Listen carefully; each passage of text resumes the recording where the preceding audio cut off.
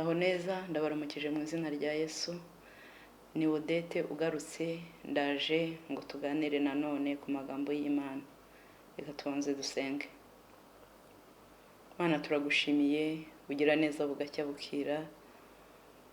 Isaha y'uyu mwanya turi imbere y'amaso yawe. Turagushimye ko tuzi kandi kudusobanukiwe. Tugiye kuganira ku ijambo ryawe Mana, uriherekeresha ibitangaza n'ibimenyetso. Mwuka wera risobanure buri wese kugira ngo abashe kuryumva no gushyira mu bikorwa icyo rimushakaho. Izina ryawe nirihabwe icyubahiro mu izina rya Yesu. Amen.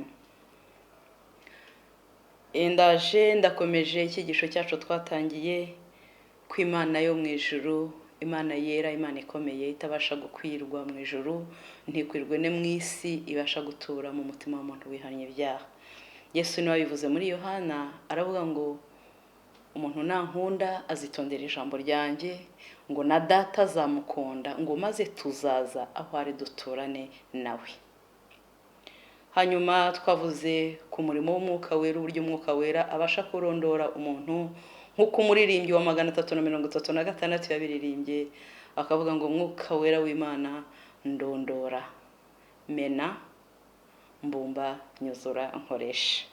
Twabanje kuvuga ku kurondora umurimo w'umwuka wera, tuvuga uburyo umwuka wera ajya arondora, tuvuga ko Imana ibasha kurondora umuntu, tuvuga ko Umwami Yesu abasha kurondora umuntu n'ubusanzwe kwa murondora muri rusange, ariko ko iyo umusabye ngo ndondora umenye arabikora, akabikora kubera ko ubimusabye akabikora. Hanyuma bwakurikiyeho twavuze umurimo wo kujanjagura, kumena cyangwa kugira umutima umenetse. Mwuka wera w'Imana abasha kugufasha akaguha kugira umutima umenetse. Uwo mutima umenetse twavuze yuko ari wo mutima wonyine, mutima umenetse windishwa umushyitsi n'ijambo ry'Imana. Twavuze yuko ari wo mutima wonyine Imana ibasha guturamo, ari wo mutima wonyine Imana ikunda, kandi ngo niwe gitambo cyonyine Imana yishimira, kandi ngo bafite iyo mitima imenetse nibo Imana ngo ibana nabo kugira ngo ibahembure. Bene uwo mutima ngo Imana ntizawusuzugura. Ubushize twarimo tuvuga twinginga umwuka wera w'Imana tumubwira ngo njanjagura, mena, mbumba, mpa esprit qui est brisé, bien un cœur brisé, kugira ngo ngire umutima ukumenekeye ubashe gutura muri jye. Uyu mwanya rero tuje kuvuga kundi murimo w'umwuka wera wo kubumba, nkuko wa muririmbyi nyine yabivuze akavuga ngo ndondora, umene, umbumbe. Uyu mwanya tuje kuvuga ku magambo yo kubumba cyangwa fasone. Gufasona cyangwa kubumba ni ugufata ikintu nyine ukakibumba, ukagiha forme yihariye cyangwa forme iri particulière. Tugiye kuvuga ku murimo wo kubumba cyangwa umurimo w'umubumbyi. Umwuka wera w'Imana abasha kukubumba, abasha kubumba umutima wawe mu buryo bumunezeza. Reka rero twifashishe ijambo ry'Imana twumve icyo ijambo ry'Imana rivuga ku kubumba muri rusange. Reka dusome mu gitabo cy'umuhanuzi Yeremiya, turasoma ibice byaho 18, turahera ku murongo waho wa mbere tugeze ku murongo waho wa 6. Handitswe ngo ijambo ryanjye kuri Yeremiya rivuye ku Uwiteka riti: haguruka umanuke ujye mu nzu y'umubumbyi, niho nzakumvishiriza amagambo yanjye. Nuko ndamanuka njya mu nzu y'umubumbyi, ndebye mbona arakorera umurimo we ku ruziga. Nuko ikibindi yabumbaga mu ibumba gihombokera mu ntoki z'umubumbyi, maze aribumbisha ikindi kibindi kimeze uko ashaka. Maze ijambo ry'Uwiteka rinzaho riti: yemwe ab'inzu ya Isirayeli mwe, mbese sinabasha kubagenza nk'uyu mubumbyi?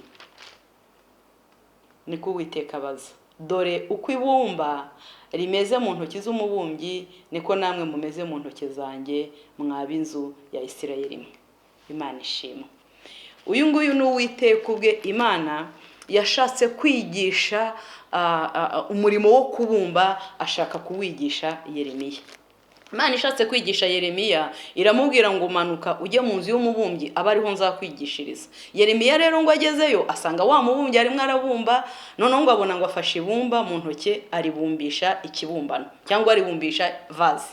Arangije kubumba ngo iyo vase ngo agiye kubona ahari ntiya vase ntiyamushimishije, hari icyo yabumbye nticyamushimishije. Ngo Yeremiya agiye kubona ngo abona kirya yarabumbye ngo arakimenya aragisandaje, hanyuma ngo abumba ikindi kimeze nk'uko yashakaga. Haleluya. Nuko Uwiteka Imana ahita abaza Yeremiya, aramubaza ngo mbese sinari nkwiye kugira inzu y'Abayisiraheli nk'uko uwo mubumbyi yagize iryo bumba? Aramubwira ngo umva utega amatwi Yeremiya we, uko wabonye ibumba rimeze mu ntoke z'umubumbyi, haleluya, ngo niko namwe mumeze mu ntoke zanjye.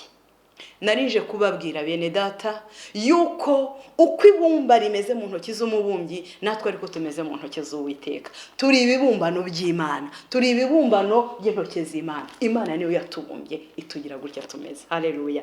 Biranezeza kumva ko Imana ariyo yanyibumbiye ubwayo. Rero tuzi ibumba, tuzi n'abantu bajya babumba, tuzi amavazi yo gushyira mu indabyo, tuzi inkono z'iwacu za Kinyarwanda tujya dutekamo, tuzi yuko ziva ku ibumba hakaba n'umubumbyi wazibumbye. Rero ijambo ry'Imana rivuga yuko natwe uko tumeze nka ya mabumba yandi bya bibumbano ujya ubona, ya mavazi ujya ubona afite uwayabumbye, ariko twebwe turatandukanye. Ntabwo twabumbwe n'umwana w'umuntu uwo ari we wese, nta wundi watubumbye, twebwe turi ibibumbano by'intoki z'Imana. Umva ukuntu bishimishije. Hari ibyabumbwe n'abantu, hari ibyashyizweho n'abantu, hari iby'abantu bitoranirije, hari iby'abantu basizeho, hari iby'abantu bikoreye, kandi iby'abantu bakoze. Wari wabona ukuntu ikibumbano kijya gihita kimeneka. Iby'abantu bakoze ntibijya biramba, ariko twebwe turaba Imana yabumbye. Imana ishimwe. Imana rero niwe mubumbyi mukuru, kandi Imana niyo yakubumbye yewe nawe. Hanyuma Imana imaze kutubumba cyangwa imaze kudushyiraho cyangwa imaze kuturema, hariho impamvu yabikoze ufite. Imana yabikoze ifite intego. Bibiliya igitubwira mu gitabo cy'Abaefesi ibice 2:10 ikatubwira ngo turabo yaremye cyangwa abo yabumbye, ituremeye imirimo myiza muri Kristo Yesu, ngo iyo Imana yiteguriye kera kose kugira ngo tuyigenderemo. Rero jewe nawe Imana yatugize uko tumeze kugira ngo dukore imirimo myiza ariko turi muri Kristo Yesu, kandi iyo mirimo Imana yarayiteguye kera. Igikoresho cyose iyo kibonye umuntu uzi imikorere yacyo akagisobanukirwa, ni nyiracyo wagikoze. Yewe niyo udasomye urupapuro ruzana nacyo, urwo bita kataloge, ntushobora kumenya uko bagikoresha. Ushobora gukanda aho bazimiriza kandi washakaga gucana, ushobora gukanda aho bagifungira kandi wari washakaga gufungura. Igikoresho cyose umurimo wacyo uko kimera bigengwa cyangwa bimenywa n'umuntu wagikoze. Imana ishimwe. Rero Imana niyo yatubumbye ituremera uwo murimo mwiza, kugira ngo si umurimo umwe, ituremera imirimo myinshi myiza kugira ngo tuyigenderemo, kandi Imana ishimwe kuko yarayiteguye iyo mirimo kera. Narinje kukubwira ngo turi ibibumbano by'intoki z'Imana, turaba Imana yabumbye ubwayo. Imana ishimwe. Iyo dusomye mu gitabo cy'Itangiriro tuzi neza ko byose Imana ariyo yabiremye.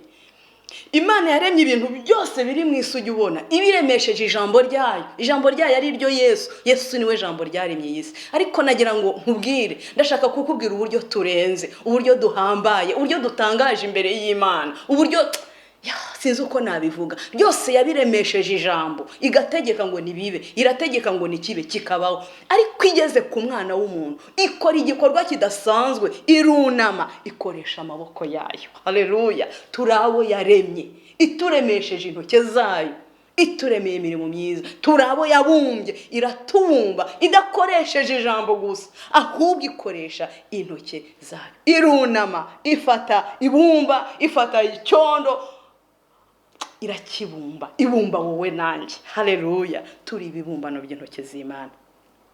Igitabo cy'Itangiriro igice cya mbere uhereye kuri 26 kugera kuri 27, umva uko havuga.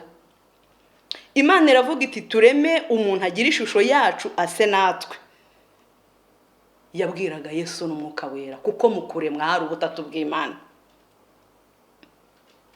Imana irema umuntu ngo agire ishusho yayo, afite ishusho y'Imana, niko yamuremye. Umugabo n'umugore niko yabaremye. Irabarema ngo batware amafi yo mu nyanja, ngo n'ibikururuka byose, n'inyoni n'ibisiga byo mu kirere, n'amatungo n'isi yose, n'igikururuka hasi cyose. Imana ishimwe. Turemo umuntu agira ishusho yacu ase natwe, batwara amafi yo mu nyanja, n'inyoni n'ibisiga byo mu kirere, n'amatungo n'isi yose, n'igikururuka hasi cyose.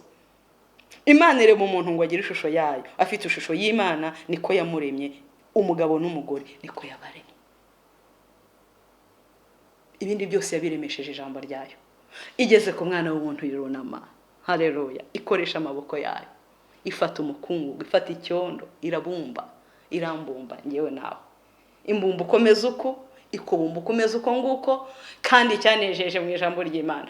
Byose Imana ngo yamaraga kubikora ngo yarebe ikitegereza ngo ikabona ni byiza. Imana imaze kumbumba aritegereje, ibona ni byiza. Imana imaze kukubumba papa wowe unyumva, Imana imaze kukubumba mama wowe unyumva, haleluya.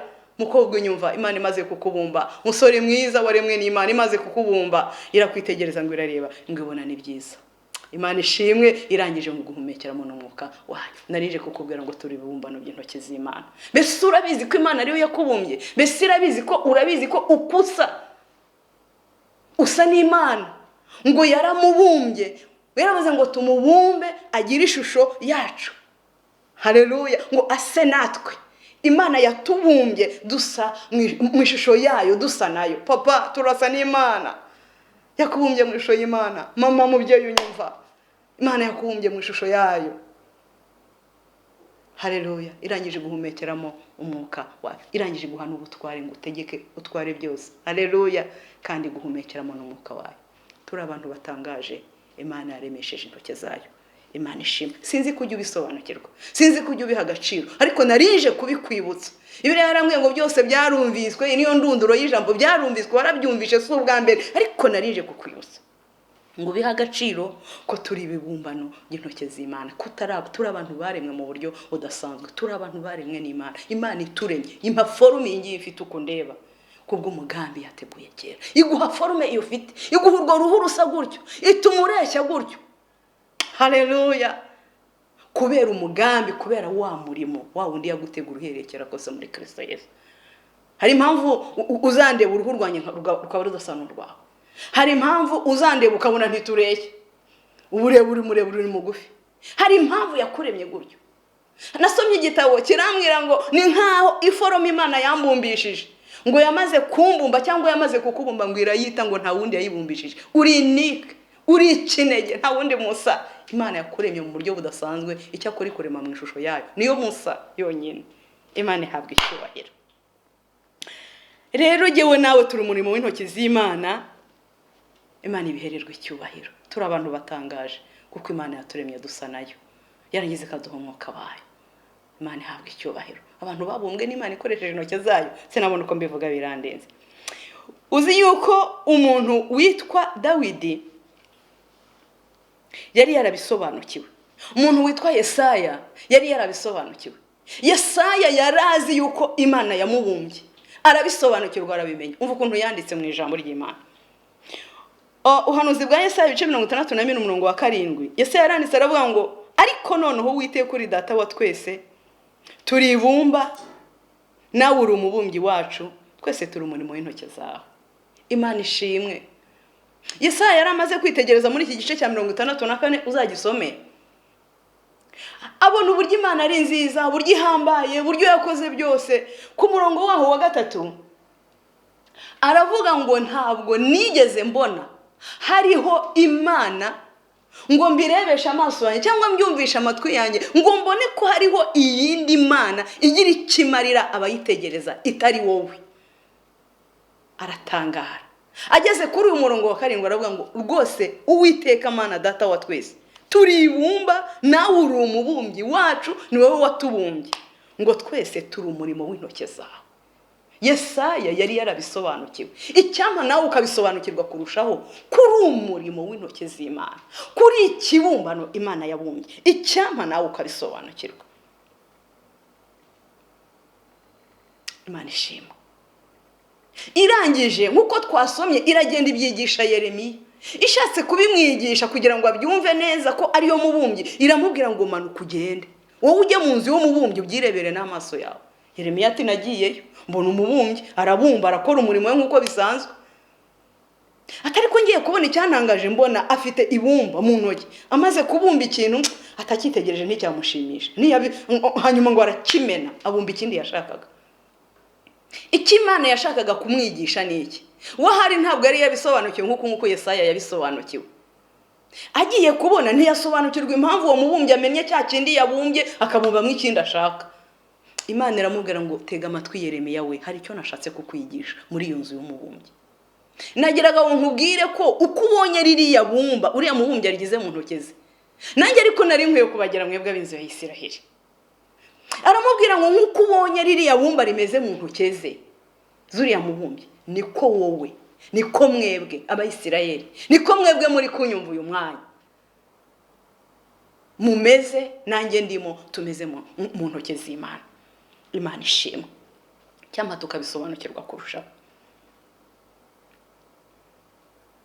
Umuntu witwa Dawidi, nkuko nigeze mbivuga gato, nawe yari yarasobanukiwe ko ari ikibumbano cy'intoki z'Imana. Yari yarasobanukiwe ko umurimo w'Imana yakoze, yamukozeho ari umurimo utangaje. Umva ukuntu Dawidi yavuze.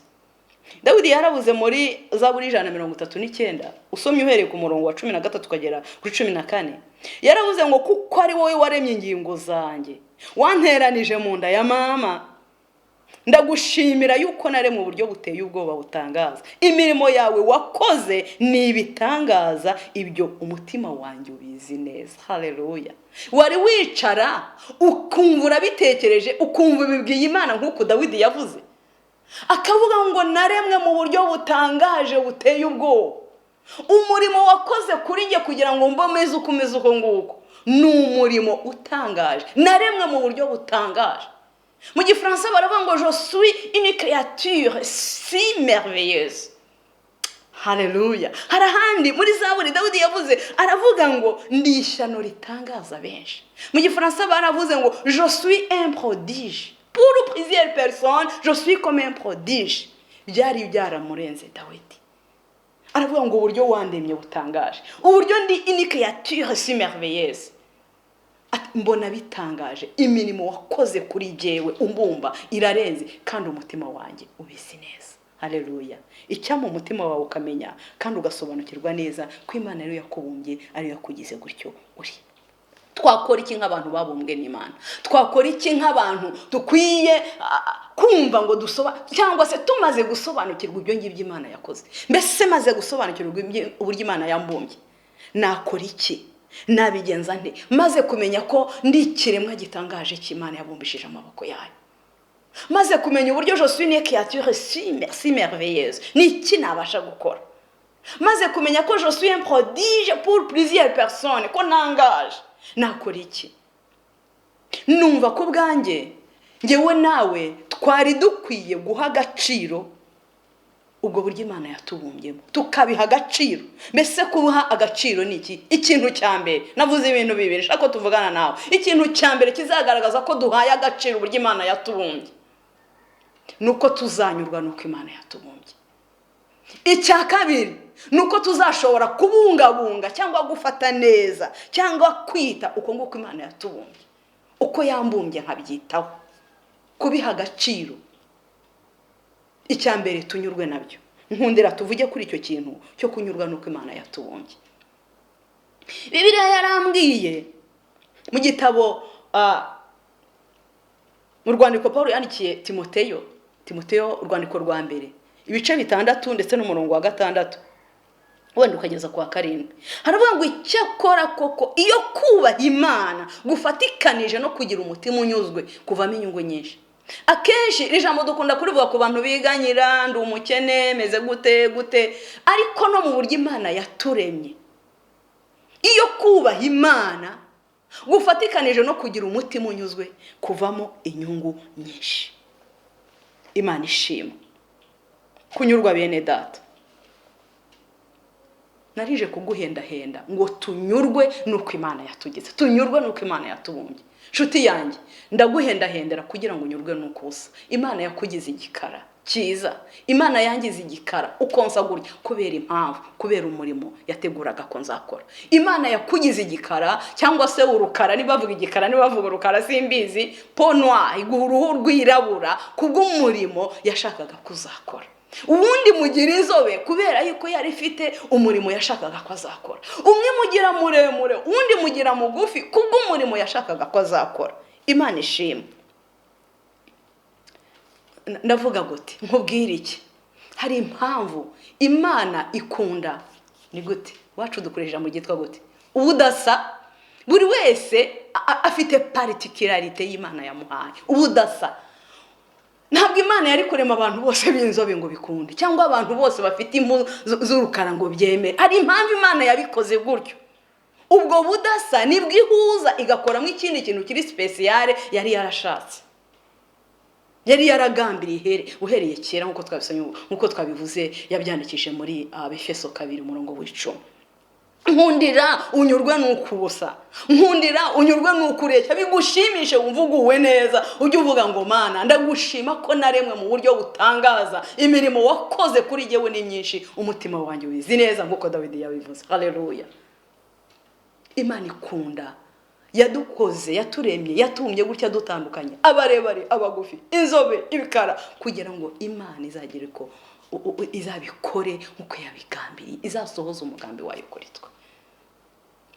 Nimumfashe tunyurwa nuko Imana yatugize. Ntabwo nzi uko nababwira, muri bwa budasa bw'Imana yagiye abantu ab'inzobe n'ibikara. Uzitegereze umuntu w'inzobe n'uw'urukara.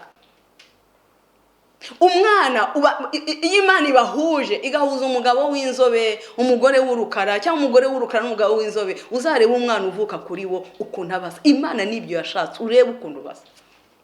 Uzareba umuntu ufite uruhu rwera, wenda umuzungu, urebe no mwirabura, iyo Imana ibahuje, urebe umwana uwo twita umumetisi uvukamo ukuntu abasa, ukuntu abameze.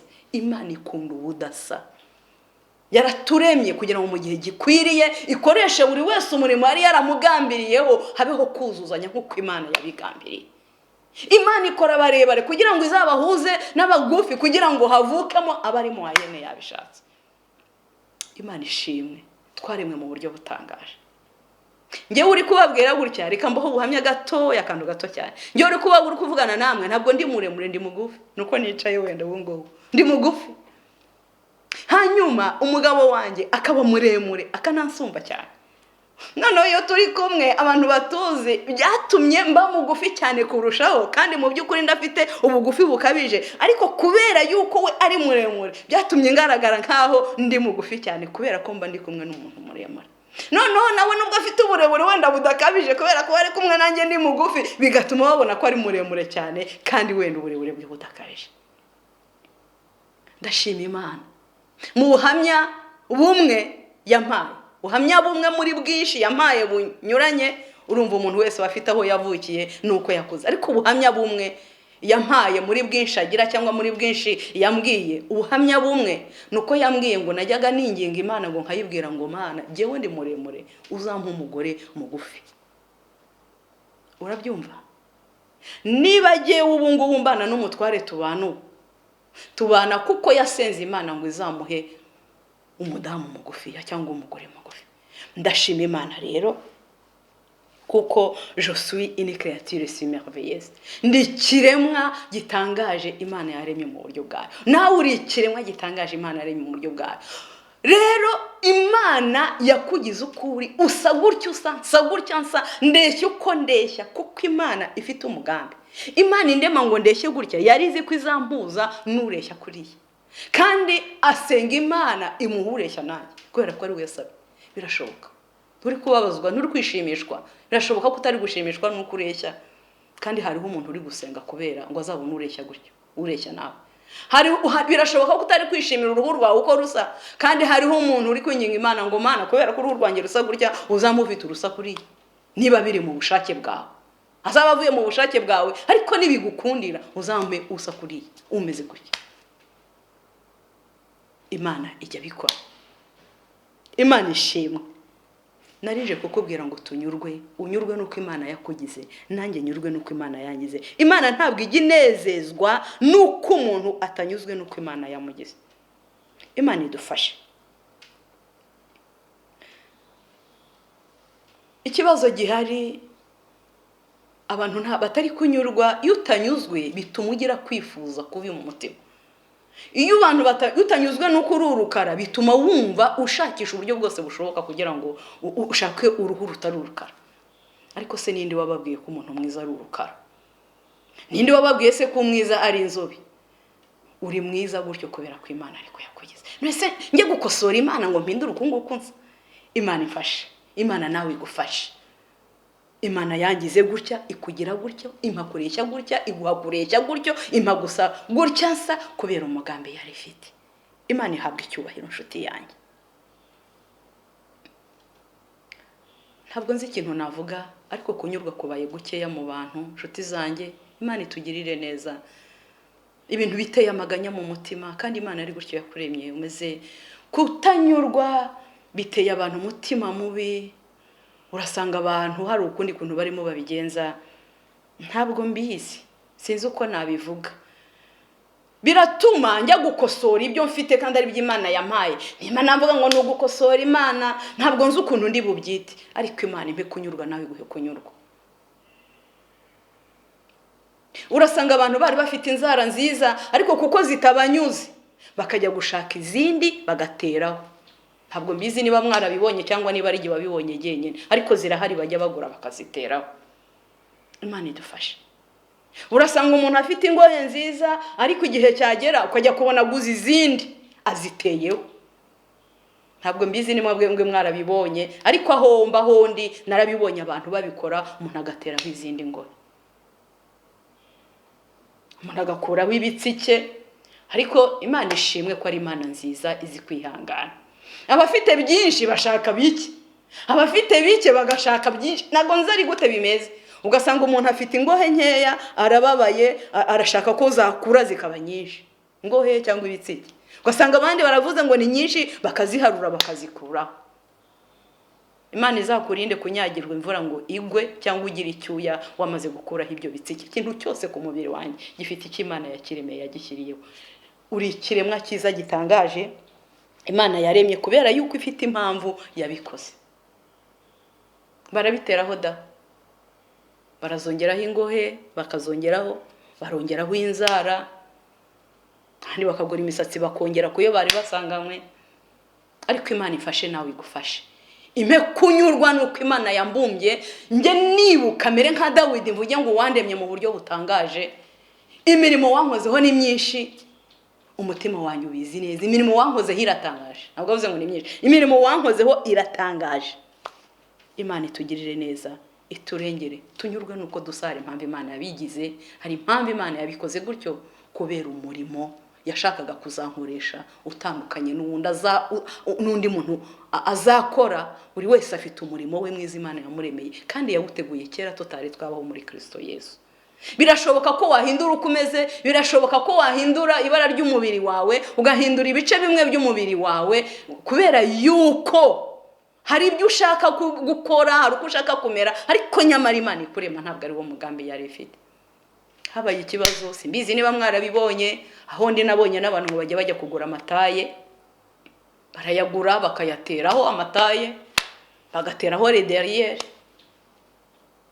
Imana idufashe, bagateraho bagashyiraho, mbibona narabibonye gihe wahomba. Birashoboka ko mwebwe bidahari, ariko hari uko Imana yandemye, hari uko Imana yambumye nuko akubumbye. Noneho nabonye ahari hashobora kuba hari n'abantu babikora, niba ari electronique bakabikora, bakajya gupompa amabere, bakajya gupompa lederiere. Nabonye ari umwanda, niba atari amaphotoshop abantu bazengurutse. Ntabwo ari byiza. Imana iturengere, Imana idufashe. Ibintu tugenda abantu bagenda bishakira, bagenda bongera. Uzi ukuntu umubwiriza yanditse? Umubwiriza yanditse ijambo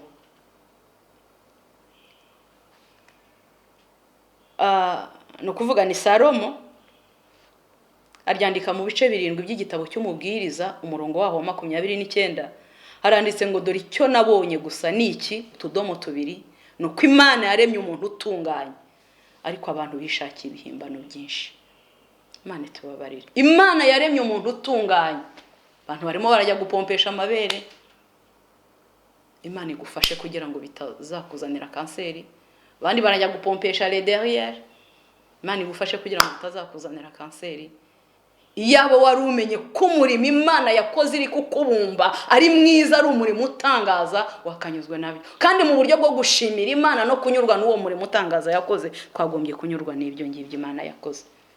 Wowe nanjye mu buryo bwo gushimira Imana tunyurwe nuko Imana yatugize. Nicyo narinje kukubwira. Karimo tuvuga ngo mu buryo bwo kubiha agaciro uryo Imana yatubumbye tunyurwe nuko yatubumbye. Navugaga ku kintu cyo kunyurwa. Imana impe kunyurwa, nawe iguhe kunyurwa. Iyo usomye mu gitabo cy'Abaroma ibice 9 umurongo wa 20 kugera kwa 21, haravuga ngo ariko wa muntu urinde ugisha Imana impaka. Mbese icyabumbwe cyabazo wakibumbye kiti niki cyatumye unde mutya? Mbese umubumbye ntategeka ibumba ngo mu mugomo umwe abumbe mu rwabya rumwe rwo gukoresha iby'icyubahiro n'urundi rwo gukoresha ibiteye isoni? Umubumbye ajya bumba ibikoresho, ngo akabumba bimwe byo gukoresha iby'icyubahiro ngo urundi ngo rwo gukoresha ibiteye isoni.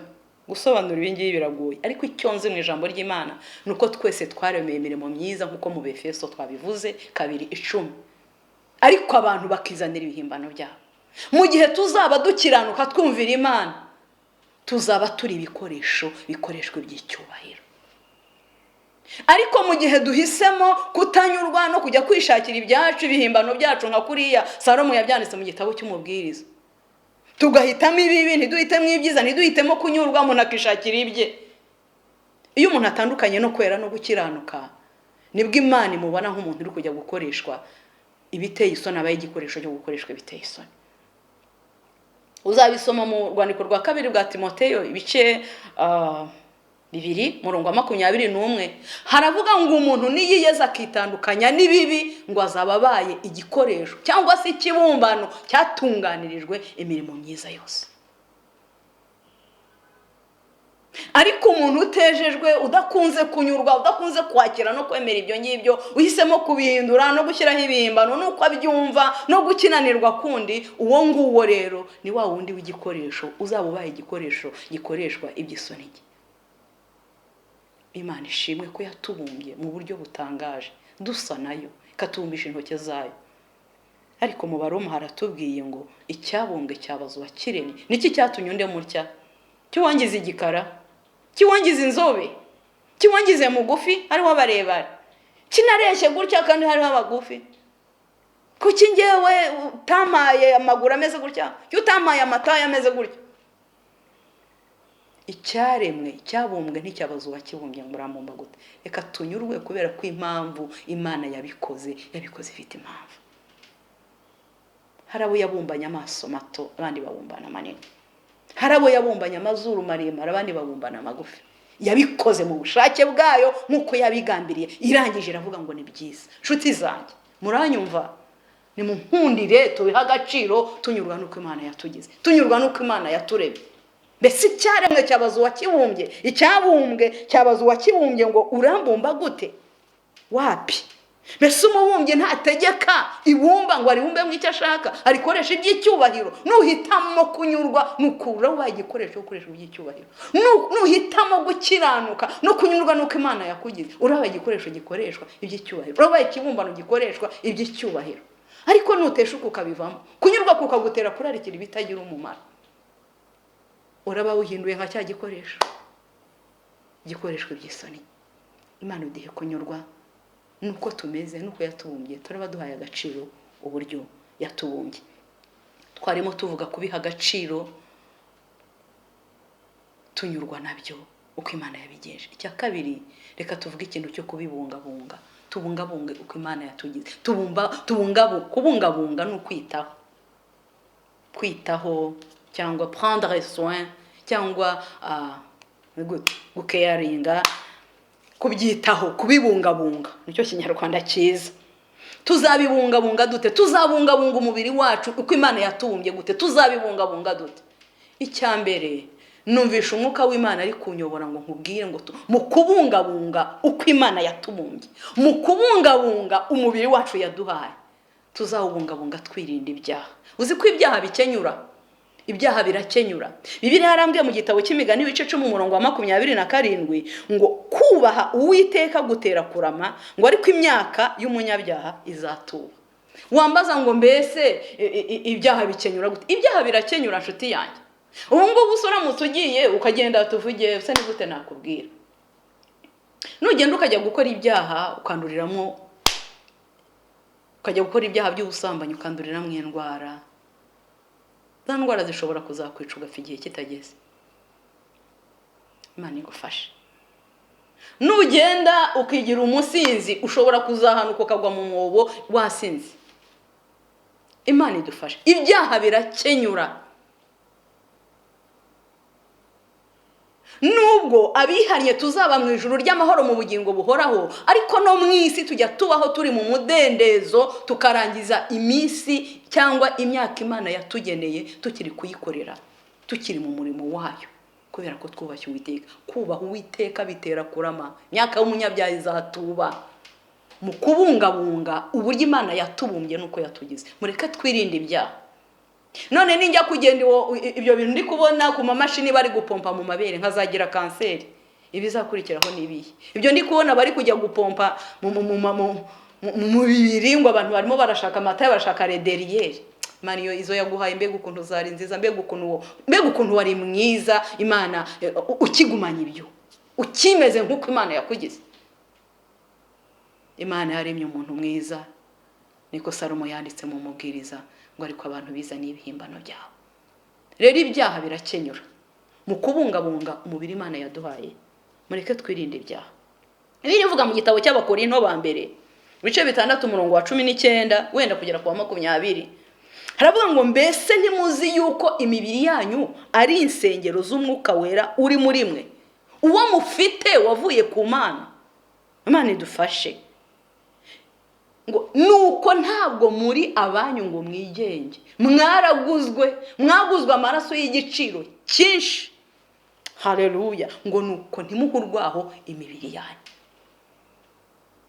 Hari abantu bajya bavuga ngo umubiri ngo n'umubiri, ngo Imana ngo ntibureba, ngo Imana ngo ireba mu mutima. Niba Imana ireba mu mutima se umubiri yarakubumbye ibumba umubiri, kandi umubiri ukaba urusengero rw'umwuka wera.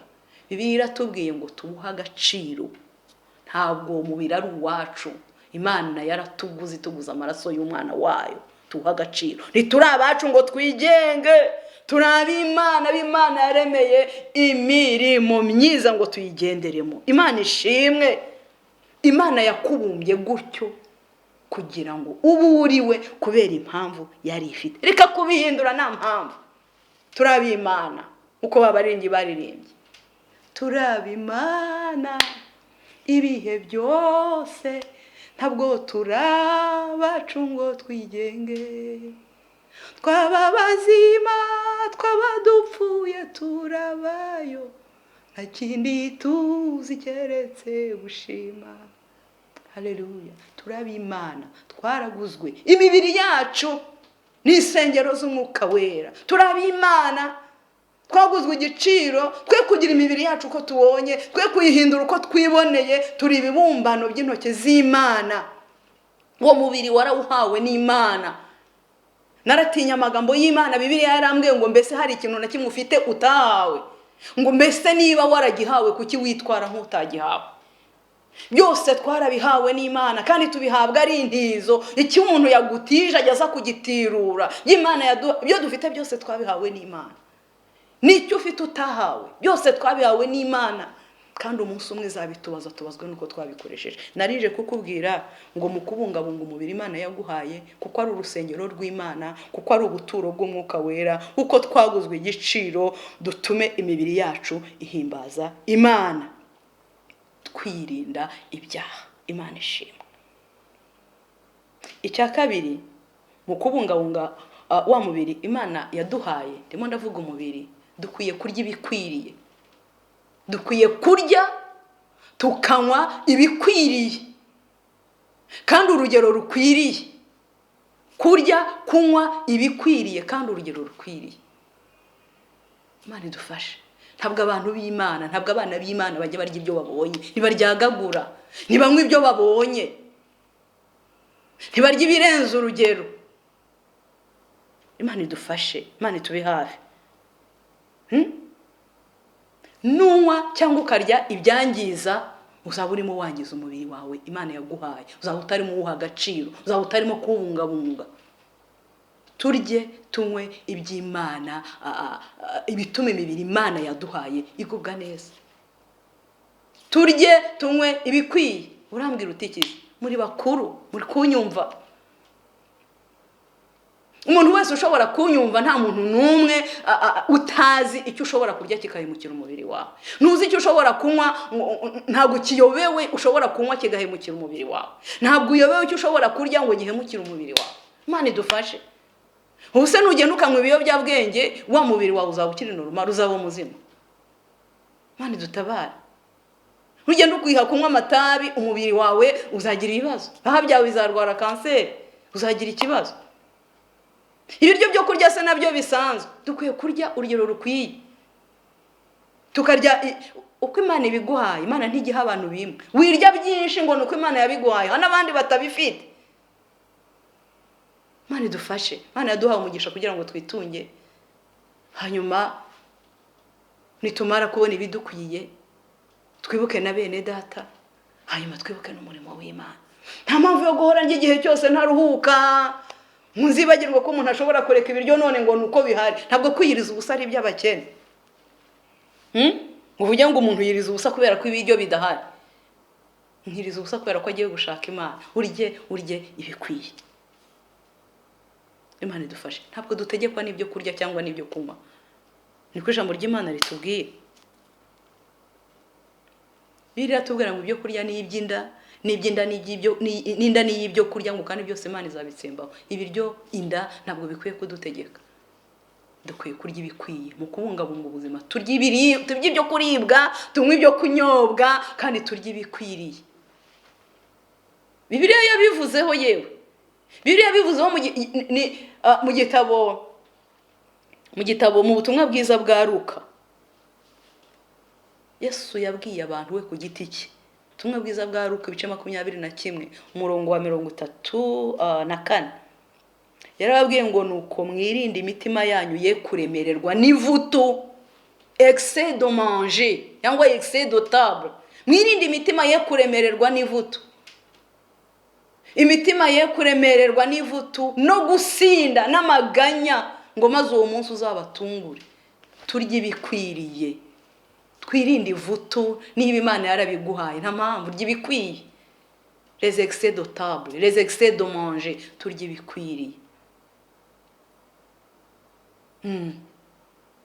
Uzaba ubungabunze ubuzima, uzaba ubungabunze umubiri Imana yaguhaye kandi uzaba ukoze. Imana idufashe. Icya gatatu navuze mu kubungabunga ubuzima, kwirinda ibyaha nicyo nabanjirijeho. Hanyuma ndangije mbuze mu kurya cyangwa kunywa ibikwiriye. Muzi icyo Bibiliya bivuzeho. Kurya ibikwiye, kunywa ibikwiriye, biribwa, binyobwa kandi urugero rukwiriye. Nta excès de table, nta mpamvu. Byo kurya ni iby'inda. Ntabwo turiho kugira ngo turye ibikwiriye kugira ngo bidutungishe kugira ngo tubeho. Maze tubone uko dukora umurimo w'Imana. Cya gatatu navuze mu kubungabunga wa mubiri Imana yaguhaye, navuze imyitozo ngororamubiri. Imyitozo ngororamubiri nayo ni ngombwa. Nukora imyitozo ngororamubiri uzaba ugiriye neza wa mubiri wawe Imana yabumbye. Gukora siporo ntabwo ari icyaha. Ukora imyitozo ngororamubiri ubungabunga umubiri Imana yaguhaye. Ariko iyo turi kubungabunga umuntu w'inyuma umubiri Imana yabumbye, ntukibagirwe umuntu w'imbere. Bibiliya yarambwiye mu rwandiko rwa mbere rwa Timoteyo ibice 8 ambwira ko hariho kwitoza ku mubiri.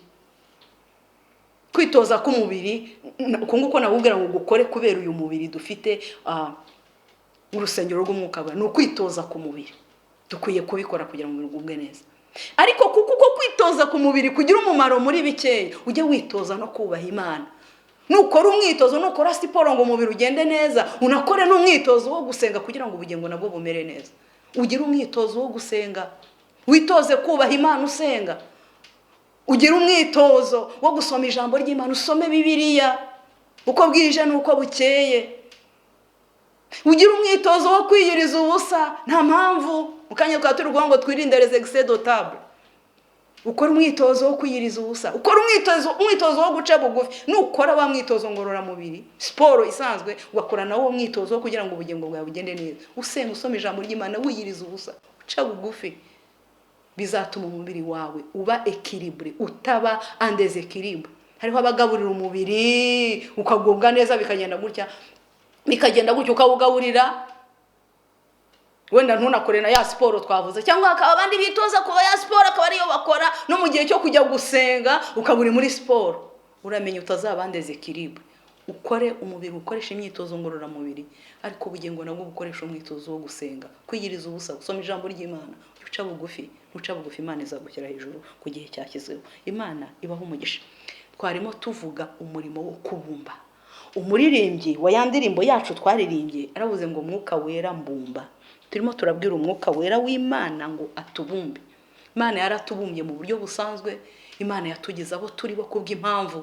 Ariko rero nagiraga ngo ubwire Imana ikubumbe, ibumbe ubugingo bwawe, ikubumbe neza mu mutima. Ahari wagize ikigutera kutanyurwa na bya bindi, kutanyurwa nuko Imana yakugize, ariko uzubwira Imana ngo Mana nciye bugufi, ndaje menye ko ari we wambumbye mu buryo utangaje. Imana niyo yakubumbye, uri une créature si merveilleuse. Imana yarakubumbye, imirimo yakoze kuri we iratangaje. Umutima wawe ukwiye kubimenya neza nkuko Dawidi yabimenya akabisobanukirwa. Turi bumbano by'intoki z'Imana, ntuzabyibagirwe. Mu buryo rero bwo kubiha agaciro, uburyo bwo kuba reconnaissant imbere y'Imana, ujye uha agaciro uko waremye, uko waremwe, ujye ubiha agaciro, uzaba ushimiye Imana. Ujye ubiha agaciro, unyurwe n'ukuri. Ntiwifuze ngo nari kuba kuri uriya n'uriya, nawe ni wowe. Uriya yaremwe kuriya, nawe urema gutya, kuko imirimo mwaremwe bitandukanye. Unyurwe nabyo, ubiha agaciro, ubibungabunge, wirinde ibyaha kuko ibyaha bikenyura. Ubibungabunge, urya ibikwiye, unywa ibikwiye, utanywagagura, utaryagagura, ibikwiye uko twabivuze. Ubibungabunge, ukora imyitozo ku mubiri, bungabunga umubiri wawe, ukora imyitozo y'umubiri. Ariko ubugingo bwawe nubwo bukoresha imyitozo kugira ngo utazaba en déséquilibre. Kunde gusenga, kunde gusoma ijambo ry'Imana. Jya usiga ibiryo hari ubitera umugongo, wiyiriza ubusa. Kwiriza ubusa ntabwo ari iby'abakene, kwiriza ubusa ni ukwegerana n'Imana. Hatutazita ku mubiri, umubiri ugakomera, ubugingo bugakena, umunzani wawe ukazajya ucurama gutya. Imana yabiduhaye byose kugira ngo tugire umunzani uri équilibré. Mwuka Wera w'Imana umubwire ngo akubumbe. Mwuka Wera w'Imana mbumba, ungire, menye ko wambumbye mu buryo butangaje. None ibyagaragaye binsenyura, ibyagaragaye nkagaragara ntanyuzwe nuko nari imeze, Mana umbabarire, ungirire neza, ndaje noneho unyemerere. Mwuka Wera w'Imana umbumbe bundi bushya. Yesu Kristo umbumbe bundi bushya mu buryo bw'ubugingo. Imana yongere kukurema mu buryo bw'umwuka, ujye uti Imana ndaje ndihanye, niba hari aho utanyuzwe, niba hari aho wumvisha ushatse guhindura uko Imana yakuremye, niba hari aho wumvisha ushatse kuyikosora, ntabwo wayikosora. Ibyiza uzazana bizaba ari ibihimbano, ntabwo bizaba ari byiza. Ubwira Imana ndaje umbabarire aho ntanyuzwe, aho nivovose. Ubwira Imana ikubabarire, ikugirire neza. Mbumba bundi bucya mu bugingo, aho Satani yansenyuye, ibyaha byansenyuye, aho kwifuza no kuganya byansenyuye, kunyurwa bikabura, kwirinda bikabura. Mana ndaje ungera umbumbe mu bugingo bundi bushyashya. Imana rero iguha umugisha. Ndabashimiye. Ubutaha tuzavuga umurimo wo kuzura, tuvuge Umwuka Wera w'Imana wamaze kuturondora. Mwuka Wera w'Imana akaduha umutima umenekeye Imana kugira ngo Imana iture muri twebwe. None turayibwiye ngo Mwuka Wera nutubumbe. Ubutaha tuzavuga ngo ubwo tubumbye nk'uko ushaka, noneho Mwuka w'Imana ngwino utwuzure. Twarabwiye ubwa mbere ngo ndondora, hanyuma mena, nkumenekere, umpe esprit de brisement, hanyuma none twari tuje kuvuga ngo mbumba mu mutima mu gushaka tuzabwira umwuka wera w'Imana ngo nyuzura, tuzavuga umurimo wo kuzura. Imana rero ibaho umugisha mu izina rya Yesu.